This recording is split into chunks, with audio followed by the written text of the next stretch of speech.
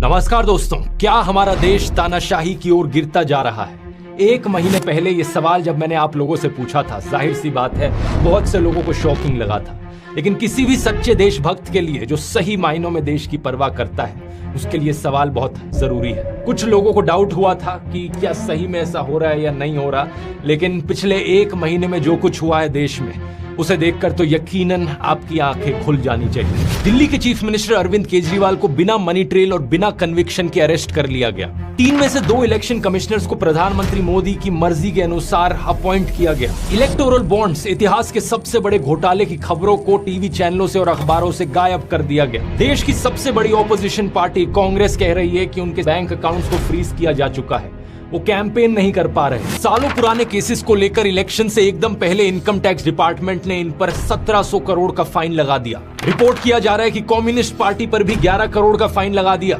देश भर से खबरें आ रही हैं कि कैसे ऑपोजिशन के कैंडिडेट्स डिक्लेयर होते ही उन पर ईडी और आईटी के नोटिस आ जा रहे हैं। और कांग्रेस का तो ये तक कहना है कि उन्हें अखबारों में पेड एडवर्टाइजमेंट्स छापने तक नहीं दिया जा रहा। इसको छपवाने के लिए हमने नीचे अपना नाम भी दिया, सारा ब्यौरा दिया कि चंदा दो धंधा लो चल रहा था। इस विज्ञापन को छापने से मुख्य जो अखबार थे उन्होंने मना कर दिया। പ്രിയപ്പെട്ട സുഹൃത്തുക്കളെ, ഞാൻ ഇന്ന് ഒരു വീഡിയോയുമായി നിങ്ങളുടെ മുമ്പിൽ വന്നിരിക്കുന്നത് ഒരു പ്രധാനപ്പെട്ട വിഷയം പറയാനാണ്. കാരണം തിരഞ്ഞെടുപ്പ് അടുത്ത് വരികയാണല്ലോ. നമ്മൾക്ക് ഓരോരുത്തർക്കും ഓരോ വോട്ടുണ്ട്. ആ വോട്ട് ആർക്ക് ചെയ്യണം, എങ്ങനെയായിരിക്കണം നമ്മുടെ വോട്ട് രേഖപ്പെടുത്തേണ്ടത് എന്ന് നിശ്ചയിക്കുന്നതും തീരുമാനിക്കുന്നതും നമ്മൾ തന്നെയാണ്. നമ്മുടെ വ്യക്തിപരമായ കാര്യത്തിൽ അത് നമ്മൾ മാത്രമായിരിക്കും അതിനുത്തരം കണ്ടെത്തേണ്ടത്. അപ്പോൾ തീർച്ചയായിട്ടും നിങ്ങൾക്ക് ചിന്തിക്കാം, കേരളത്തിലെ ജനങ്ങൾ ആർക്കാണ് വോട്ട് ചെയ്യേണ്ടത്, ഏത് പാർട്ടിക്കാണ് അല്ലെ ഏത് രാഷ്ട്രീയ പാർട്ടിക്കാണ് എന്ന് തീരുമാനിക്കേണ്ടത് നമ്മൾ ഓരോരുത്തരുമാണ്. ഇവിടെ നമ്മൾ ഒരു വ്യക്തിയോട് ചോദിക്കുകയാണ്, നിങ്ങൾ ഏത് രാഷ്ട്രീയത്തെ നിങ്ങൾ വിശ്വസിക്കുന്നു, നിങ്ങൾ ഏത് പാർട്ടിയാണ് എന്ന് ചോദിക്കുമ്പോൾ നമ്മൾ പലപ്പോഴും നമ്മൾക്ക് ഇങ്ങോട്ട് കിട്ടുന്ന ഒരു മറുപടി നമ്മൾ കേട്ടിട്ടുണ്ട്. എന്താണ്? ഞാൻ അങ്ങനെ വലിയ പാർട്ടിക്കാരനൊന്നുമല്ല, ഞാൻ BJP ഒന്നുമല്ല, ഞാൻ കമ്മ്യൂണിസ്റ്റൊന്നുമല്ല, അല്ല കോൺഗ്രസ് ഒന്നുമല്ല. ഇതൊക്കെ നമ്മൾ കേട്ടിരിക്കുന്നതാണ്. പക്ഷേ ഏതൊരാൾക്കും അവരവരുടേതായ ഒരു രാഷ്ട്രീയമുണ്ട്. ആ രാഷ്ട്രീയം സത്യസന്ധമായിരിക്കണമെന്നാണ് ഞാൻ ഉദ്ദേശിച്ചത്. അപ്പോൾ തീർച്ചയായിട്ടും ഒരു അരാഷ്ട്രീയവാദി ഒരു സാമൂഹ്യ ദ്രോഹി കൂടിയാണ് എന്ന് നമ്മൾ മനസ്സിലാക്കണം. കാരണം അവനൊരു നല്ല സ്നേഹിതയല്ല. കാരണം അവരിൽ അടങ്ങിയിരിക്കുന്നത് എന്താണ്? സാമൂഹ്യ ദ്രോഹം തന്നെയാണ്. ഉറച്ചു നിൽക്കണം, നമ്മുടെ നിലപാടുകൾ ഉറച്ചതായിരിക്കണം, നിഷ്പക്ഷം തന്നെ ആയിരിക്കണം, അല്ലേ? അപ്പം ആ ഒരു നിഷ്പക്ഷ നിലപാട് എടുക്കാൻ നമ്മളെ പ്രേരിപ്പിക്കുന്നത് എന്താണ് എന്ന് നമ്മൾ ചിന്തിച്ചു നോക്കണം പ്രിയപ്പെട്ടവരെ. അപ്പോൾ നമ്മൾ ജീവിക്കുന്നത് ഒരു ജനാധിപത്യ രാജ്യത്തിലാണ്, അല്ലേ? നമുക്കിവിടെ ഒരു ജനാധിപത്യ സംവിധാനമുണ്ട്. അപ്പോൾ നമുക്കറിയാം, നമ്മളുടെ ഭരണഘടന എന്ന് പറയുന്ന ഡോക്ടർ BR അംബേദ്കർ എഴുതി വെച്ച ഭരണഘടന.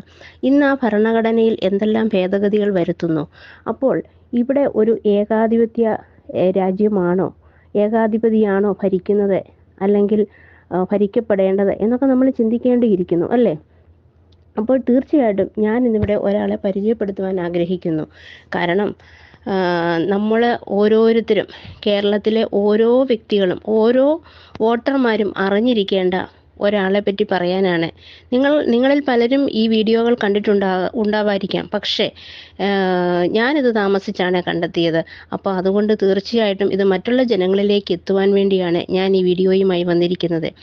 എനിക്ക് പറയാനുള്ളത്, പരിചയപ്പെടുത്താനുള്ളത് ധ്രുവ് രാധിയെക്കുറിച്ചാണ്. അതായത് ഹരിയാനയിൽ താമസിക്കുന്ന ഒരു ചെറുപ്പക്കാരനാണ് ധ്രുവ് എന്ന പത്രപ്രവർത്തകൻ, ഒരു ജേർണലിസ്റ്റ്. അദ്ദേഹം താമസിക്കുന്നത് ജർമ്മനിയിലാണ്. പക്ഷേ അദ്ദേഹം ജനിച്ചു വളർന്ന നാടായ ഇന്ത്യക്ക് വേണ്ടി ഇന്ന് സംസാരിച്ചു കൊണ്ടേയിരിക്കുന്നു. ഇന്ത്യ ഒരു ഏകാധിപതിയിലേക്ക് പോയാൽ എന്തൊക്കെ സംഭവിക്കും എന്നൊക്കെയും അദ്ദേഹത്തിൻ്റെ വീഡിയോകളിൽ അദ്ദേഹം പറയുന്നുണ്ട്. അപ്പോൾ തീർച്ചയായിട്ടും ഇവിടെ ഒരു ഏകാധിപതി വന്നാൽ എന്താണ് സംഭവിക്കുക എന്ന് അദ്ദേഹത്തിൻ്റെ വീഡിയോയിൽ കൂടി നമ്മളെ മനസ്സിലാക്കി തരുന്നു. അപ്പോൾ തീർച്ചയായിട്ടും ആ വീഡിയോകൾ ബാൻ ചെയ്യുന്നതിന് മുൻപ് തന്നെ നിങ്ങൾ ഓരോരുത്തരും ഈ വീഡിയോ കാണേണ്ടതുണ്ട് എന്ന് ഞാൻ അഭിപ്രായപ്പെടുന്നു. കാരണം നമ്മൾക്കറിയില്ലാത്ത പല പല കാര്യങ്ങളും അദ്ദേഹം നമ്മൾക്ക് മനസ്സിലാക്കി തരുന്നുണ്ട്. അപ്പോൾ തീർച്ചയായിട്ടും പ്രിയപ്പെട്ടവരെ, നിങ്ങൾ അദ്ദേഹത്തിൻ്റെ വീഡിയോകളെല്ലാം ഹിന്ദിയിലാണ്. പക്ഷേ ഇന്ന് യൂട്യൂബ് എടുത്തു നോക്കിയാൽ പലരും അത് ട്രാൻസ്ലേറ്റ് ചെയ്ത് പറയുന്നുണ്ട്. അപ്പോൾ തീർച്ചയായിട്ടും നിങ്ങൾ ഓരോരുത്തരും ആ വീഡിയോ നിങ്ങൾ കാണണമെന്ന് പറയുവാൻ വേണ്ടിയാണ് ഞാൻ ഇന്ന് നിങ്ങളുടെ മുമ്പിൽ വന്നിരിക്കുന്നത്. പല കാര്യങ്ങളും അദ്ദേഹം മനസ്സിലാക്കി തരുന്നുണ്ട് നമുക്ക്.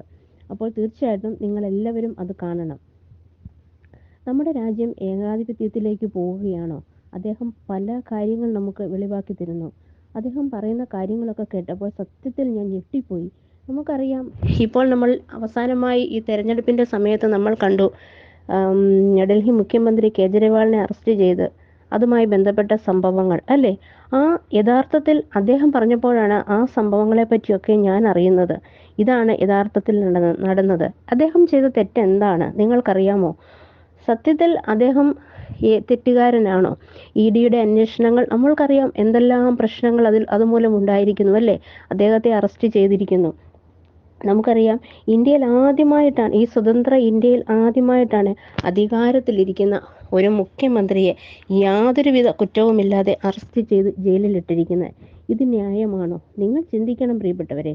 അതുപോലെ തന്നെ ഓരോ സംഭവങ്ങൾ നമുക്കറിയാം, നമ്മുടെ നരേന്ദ്രമോദിയുടെ ഇഷ്ടത്തിന് നിയമിച്ച ഈ തെരഞ്ഞെടുപ്പ് കമ്മീഷൻ പോലും അങ്ങനെ 3 പേരെ അദ്ദേഹം പുതിയതായി നിയമിച്ചു. ആ 3 പേർ ആരെല്ലാമാണെന്ന് നിങ്ങളൊന്ന് കണ്ടുപിടിക്കൂ.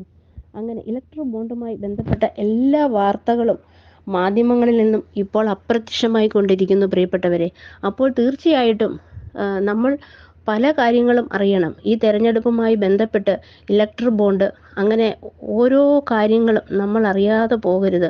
കാരണം നമ്മളിതെല്ലാം പഠിക്കണം. നമ്മളിന്ന് സാധാരണ നമ്മൾക്ക് അറിവില്ലാതിരിക്കുന്നത് കൊണ്ടാണ് നമ്മൾ പല പല അബദ്ധങ്ങളിൽ ചെന്ന് ചാടുന്നത്. ഇന്നലെ വരെയുള്ളതെല്ലാം വിടാം. നമ്മൾക്ക് തീർച്ചയായിട്ടും ഈ പറഞ്ഞു തരുന്ന എല്ലാ കാര്യങ്ങളും നമ്മൾക്ക് പഠിക്കേണ്ടതായിട്ടുണ്ട്. അപ്പോൾ തീർച്ചയായിട്ടും നിങ്ങൾ ധ്രുവിൻ്റെ വീഡിയോ കാണുമെന്ന് ഞാൻ വിശ്വസിക്കുന്നു. അതുപോലെ തന്നെ അദ്ദേഹം പറയുന്ന പല കാര്യങ്ങളും കേൾക്കുമ്പോൾ സത്യത്തിൽ ഞാൻ ഞെട്ടിപ്പോവുകയാണ്. അപ്പോൾ തീർച്ചയായിട്ടും നിങ്ങൾ ഓരോരുത്തരും ഈ വീഡിയോസ് കാണുമെന്നുള്ള പ്രതീക്ഷയിൽ ഞാനായിരിക്കുന്നു. അതുപോലെ തന്നെ